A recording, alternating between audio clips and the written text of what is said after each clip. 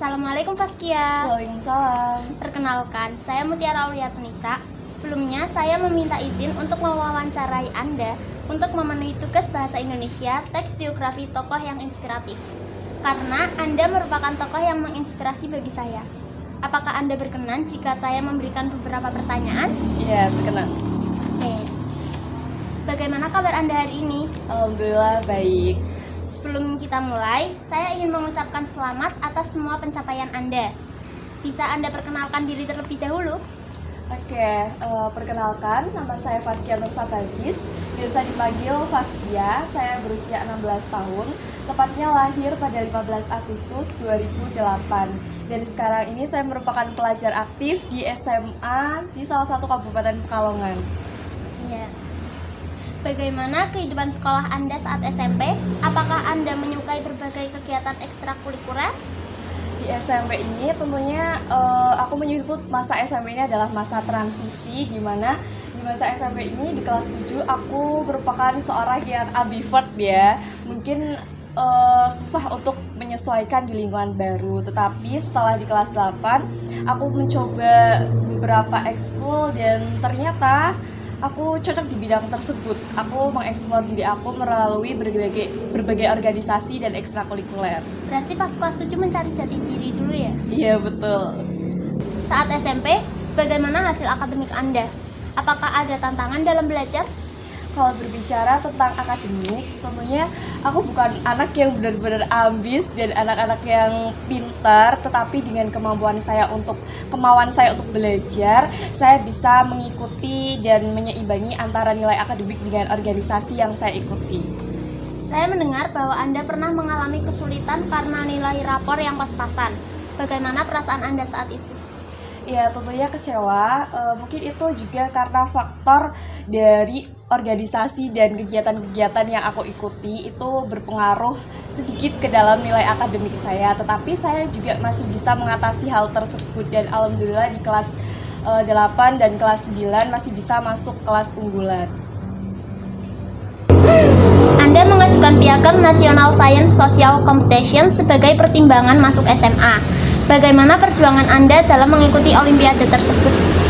Iya, betul sekali. Aku pernah mengikuti sebuah olimpiade yang diselenggarakan oleh Divya Competition dan berkolaborasi dengan salah satu SMA di Kota Pekalongan dan alhamdulillah mendapat juara 2 kategori SMA sederajat walaupun belum bisa mendapat kategori umum. Nah, di situ banyak banget tantangan-tantangan, termasuk salah satu kekurangan saya dalam kurangnya memahami materi yang akan diberikan dan keterbatasan waktu. Di situ tidak hanya belajar mandiri saja, tapi aku dibantu oleh kakak tingkat yang kebetulan pernah mengikuti olimpiade tersebut. Ketika Anda tidak bisa masuk ke SMA impian, bagaimana cara Anda mengatasi situasi tersebut? Mungkin yang pertama perasaanku kecewa karena nggak bisa masuk di SMA impian aku, dan mungkin hal tersebut karena faktor tadi pengaruh nilai yang pas-pasan. Tetapi dengan itu aku percaya bahwa setiap langkah yang sudah aku ambil adalah takdir dan harus dijalani dengan ikhlas. Meskipun tidak masuk SMA impian, Anda tetap bersyukur dan menjalani hidup lebih baik. Apa yang membuat Anda tetap semangat? Ya, tentunya seperti tadi ada rasa kecewa sedikit ya ketika tidak bisa masuk ke SMA impian aku. Tetapi dengan hal tersebut justru memotivasi saya, karena aku pernah nemu kata-kata yang bunyinya itu aku nggak bakal jadi sampah dimanapun aku dibuang. Jadi aku benar-benar pegang kata-kata tersebut sampai akhirnya aku bisa buktiin bahwa di SMA yang bukan impian aku bisa bertumbuh lebih baik lagi. Bagaimana perasaan Anda saat pertama kali masuk SMA? Apakah ada tantangan dalam beradaptasi? Banyak sekali tantangan karena salah satu kekurangan saya juga yaitu beradaptasi dengan lingkungan baru itu sangat sulit. Jadi untuk pertama masuk di SMA saya pernah mendapati fase-fase sendiri di mana aku merasa kesepian dan butuh waktu hampir 1 bulan untuk dapat beradaptasi dengan lingkungan yang baru. Cukup lama ya? Betul. Setelah masuk SMA, bagaimana awalnya Anda tertarik untuk mengikuti organisasi dan kegiatan ekstrakurikuler? Untuk organisasi dan ekstrakurikuler sendiri itu merupakan planning aku sejak SMP. Jadi dari SMP itu aku udah banyak planning ingin ikut forum OSIS, ikut genre dan segala macam. Dan alhamdulillah di SMA juga aku punya public figure yang menginspirasi aku, yaitu kakak kelas aku yang dia adalah anak organisasi yang pintar dan juga cukup terkenal di dalam sekolah, dan itu cukup memotivasi aku untuk bertumbuh dan berkembang. Dari kabar yang beredar, orang tua Anda dulu sempat melarang Anda untuk mengikuti banyak kegiatan di luar sekolah. Bagaimana akhirnya mereka bisa menerima dan mendukung Anda? Ya, tepatnya lebih ke ayah yang tidak mendukung aku untuk berkegiatan, karena mungkin dengan aku ikut banyak kegiatan itu waktu di rumah menjadi sedikit ya, waktu berkumpul keluarga jadi sedikit, dan juga waktu aku untuk beristirahat juga sedikit. Tentunya dengan banyaknya kegiatan ayahku khawatir kalau misal nilai akademik aku terganggu, tapi aku punya ibu yang benar-benar suportif ke aku. Dia benar-benar ngasih aku kesempatan buat explore dunia aku sendiri, dan selalu ada di setiap langkahku. Dari ayah sendiri, aku memang diajarkan di rumah dengan parenting yang cukup keras kalau dengan ayah, dan di situ aku benar-benar percaya bahwa apa yang menjadi planning aku, apa yang menjadi tujuan aku itu bakal berpengaruh positif untuk aku, karena selama kegiatan itu positif itu bakal merubah diri aku menjadi lebih baik lagi. Jadi apa salahnya buat mencoba ya, walaupun akhirnya setiap habis ikut kegiatan mungkin ya dapet omelan-omelan yang kurang mengenakan, tapi itu aku jadiin motivasi aku buat terus berkembang agar aku bisa buktiin ke ayah bahwa aku bisa bertumbuh dan berkembang lebih baik lagi dari sebelumnya. Dari yang Anda sebutkan tadi kan juga Anda mengikuti banyak kegiatan ya, seperti genre, forum OSIS, seperti Iya, itulah. betul. Dari kabar yang beredar juga Anda mengikuti Green Generation. Bisa Anda ceritakan pengalaman Anda sebagai anggota Green Generation? Apa kegiatan yang paling berkesan bagi Anda? Nah, di kegiatan Green Generation ini merupakan organisasi pertama yang aku ambil, organisasi di luar sekolah. Karena sebelumnya kan di kelas 8 aku hanya mengikuti organisasi di dalam sekolah saja. Nah, untuk organisasi pertama yang di luar sekolah aku mengambil Green Generation. Kenapa begitu? Karena pada bulan Januari 2022 tepatnya, aku sempat mengikuti volunteer dari Green Generation sendiri, dan ternyata aku lihat anggotanya tuh seru-seru, asik-asik, dan pada tahun berikutnya aku berhasil menjadi panitia dan salah satu anggota dari Green Generation itu sendiri. Sebagai duta genre, apa tugas utama Anda? Apa yang membuat Anda tertarik untuk bergabung? Kalau genre ini sebenarnya nggak ada di plan aku dari SMP, cuman berhubung kayak salah satu hobi aku yaitu mencoba hal baru, aku pengen mengeksplor apa yang belum aku ketahui gitu ya. Rasa ingin tahu tuh bener-bener ada banget di pikiran aku buat coba ikut genre. Nah, di kelas 10 ini aku mengikuti genre dengan posisi aku yang masih 16 tahun. Mungkin materi genre itu belum bisa dicerna sama otak aku, tapi alhamdulillah masih bisa mendapatkan juara berbakat ya. Yang membuat aku tertarik adalah aku ingin mencoba hal baru, aku ingin menambah relasi dan pengalaman baru dari kegiatan tersebut. Oke, kan waktu SMA Anda bergabung ke organisasi OSIS. Iya, betul. Bagaimana awalnya Anda bisa terpilih menjadi wakil ketua OSIS? Nah, kalau terpilih sebagai wakil ketua OSIS ini, sebenarnya aku benar-benar nggak ada pikiran buat jadi wakil ketua OSIS, karena wakil ketua OSIS ini sistemnya bukan mencalonkan, tetapi dipilih.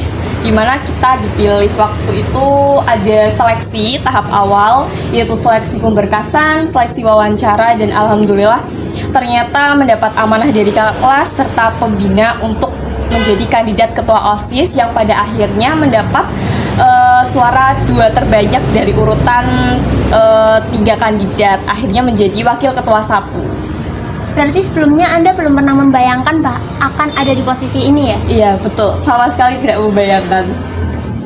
Setelah menjadi wakil ketua OSIS, Anda kemudian bergabung dalam forum OSIS Kabupaten. Iya, betul. Bagaimana perasaan Anda bisa mencapai tingkat tersebut? Tentunya aku bangga sama diri aku sendiri, karena yang dari awalnya aku seorang ambivert yang sulit untuk bergabung di organisasi karena mungkin keterbatasan aku dalam berinteraksi sama orang itu kurang. Dan ya, dengan ikut OSIS di sekolah, aku berkesempatan untuk ikut lagi di tingkat selanjutnya, yaitu Forum OSIS Kabupaten Pekalongan. Dan alhamdulillah kemarin aku lolos di Forum OSIS Kabupaten Pekalongan. Dari berbagai kegiatan yang Anda ikuti, mana yang paling memberikan perubahan besar dalam hidup Anda? Mungkin semua kegiatan membuat aku jauh lebih baik, tetapi sejauh ini organisasi yang benar-benar mengubah aku dari yang tadinya aku nggak bisa, yang tadinya aku benar-benar kayak nggak tahu jadi tahu, itu adalah di Duta Genre Kabupaten Pekalongan. Kenapa? Karena di genre ini sebelumnya aku jujur ajang kedutaan aku kira adalah dimana aku cuman jadi model buat jalan-jalan, tapi ternyata tugas duta genre itu lebih dari itu. Kita harus memahami banyak materi tentang triad KKR, 8 fungsi keluarga, dan masih banyak lagi materi-materi genre yang aku benar-benar merasa jauh lebih berkembang dari sebelumnya setelah mengikuti duta genre tersebut. Dari semua pengalaman ini, siapa orang yang paling berperan dalam perjalanan Anda? Tentunya ibu ya, karena di dalam keluarga sendiri aku kurang mendapat support dan dukungan dari ayah, dan ibu benar-benar kayak ngajarin aku buat nggak takut mencoba banyak hal. Ibu memberikan aku kesempatan buat mengeksplor duniaku sendiri, buat ya udah dimanapun kamu berada, dimanapun kamu melangkah, apa tujuan yang kamu udah planning, itu ibu selalu dukung aku. Jika Anda bisa berbicara dengan Faskia versi SMP yang dulu merasa gagal, apa pesan yang ingin Anda sampaikan kepadanya? Ya, buat titik ini aku bangga karena dulu aku berani mencoba. Kayak aku nggak ngebayangin kalau misal diri aku dulu tidak berani mencoba untuk melangkah gitu. Jadi dengan mencoba hal baru, aku bisa lebih mengeksplor diri aku lebih bisa mengeksplor duniaku yang alhamdulillah jauh lebih bisa berkembang dari sebelumnya. Apa pelajaran terbesar yang Anda dapatkan dari perjalanan ini? Nah, perjalanan yang dapat aku ambil dan bisa dimanfaatkan untuk diri aku sendiri adalah dari perjalanan aku dari SMP hingga SMA, itu benar-benar aku belajar bahwa hidup ini bukan kompetisi. Jadi tidak memandang seberapa cepat kamu bisa berjalan, asalkan kita bisa berani mengambil langkah awal untuk kita berani selangkah lebih maju daripada diri kita versi sebelumnya. Menurut Anda, bagaimana sebuah kegagalan bisa menjadi langkah awal menuju kesuksesan? Nah, itu juga yang menjadi prinsip aku, bahwa kegagalan adalah kunci pertama kesuksesan. Kenapa? Karena dengan kegagalan tersebut, aku bisa belajar lebih baik lagi. Dengan kegagalan tersebut, mungkin kalau tidak ada yang namanya kegagalan, aku nggak bisa belajar, aku nggak bisa evaluasi diri aku sendiri. Jadi, dengan diri aku yang versi sekarang itu terbentuk dari sebuah kegagalan tersebut. Yang terakhir, apa pesan yang ingin Anda sampaikan kepada teman-teman yang mungkin sedang mengalami kegagalan seperti yang pernah Anda alami? Ya, mungkin untuk teman-teman di luar sana yang sering mengalami kegagalan, nggak apa-apa. Gagal itu wajar, dan dalam sebuah proses itu pasti ada yang namanya kegagalan. Dan kegagalan itu yang akan membentuk kita menjadi diri kita versi lebih baik lagi. Jadi jangan menyerah ketika kita mendapati sebuah kegagalan dalam proses. Oke, terima kasih banyak Faskia sudah berbagi cerita yang Baik, sangat sama-sama. inspiratif. Semoga semua impian Anda bisa terwujud dan Anda terus menjadi inspirasi bagi banyak orang. Amin.